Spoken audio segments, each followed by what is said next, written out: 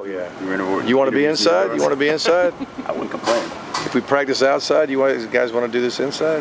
Whatever is good with you. All right. Makes it easier for the guys too. They can get a little bit of AC. True. I think it'd be good to be inside. I'm sorry. Very short and sweet practice today. Day after the scrimmage, and then tomorrow we're gonna have a full fundamental day again. So we want to give them a little bit of a break. So we basically did most everything we normally do. We just kind of condensed the time of it. And we also had some orientation meetings with a lot of our freshmen today. So that's why we're kind of doing it this certain window. We had Dr. Frank address us and Blake James, our AD, address us, the entire athletic community. I think it was at 9 o'clock this morning. So we started a little bit later because of that, but it worked out. I think this is just what we needed. What was the message from Dr. Frank? Just how much he appreciates, athletics as it relates to a university setting and our responsibility to do things right, do things within the NCAA and the ACC and the university policy, and let's just work together. I mean, we are a community, and we are the U family, and so that was mainly the message. Just he kind of thanked everybody for our hard work, but also helped keep us accountable to doing things right. Any leftover thoughts from the scrimmage after watching film?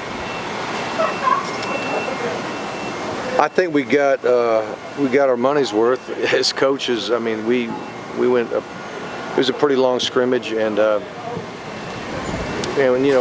thought the players just gave it up. When you go back and watch the tape, just very little. I just don't see much loafing around. Usually, somebody's dogging it out there, and you got to get on them. But that part has been probably the most pleasing thing of camp, is the effort of these guys every day, and a lot of it's coaching and being on the same page, and sending the same message every day. Don't one day say this is okay, and then the next day you decide, you go get mad at it. Just be consistent. But as far as the scrimmage overall, I will say this: I would say by tomorrow, we'll give you the stats as our staff put them together. So if you don't want to it's late news, but it might be interesting to the fans. Always. Do you have a sense of, obviously Kai and Barrios are among the leaders on offense. Do you have a sense of who's sort of taking that leadership role on defense?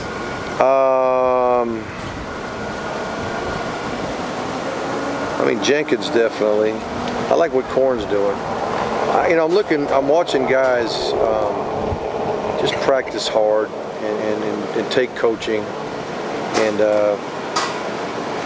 sometimes when everybody's going hard and everybody's doing their thing, that it's not a whole lot of work to lead. It's just like I'm saying, I don't have to get everybody to go. I don't see anybody feeling like he's got to grab his teammate and get him to go. I mean, they're all doing it, and I think they enjoy that. I think they respect each other enough to do that.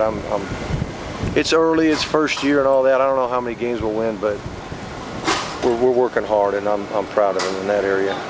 Mark, I know that we'll chat with Manny about this, but Rayshawn said really one of the big differences he saw, even in the course of the last scrimmage to last night, was just better tackling overall. Yeah, there's no question.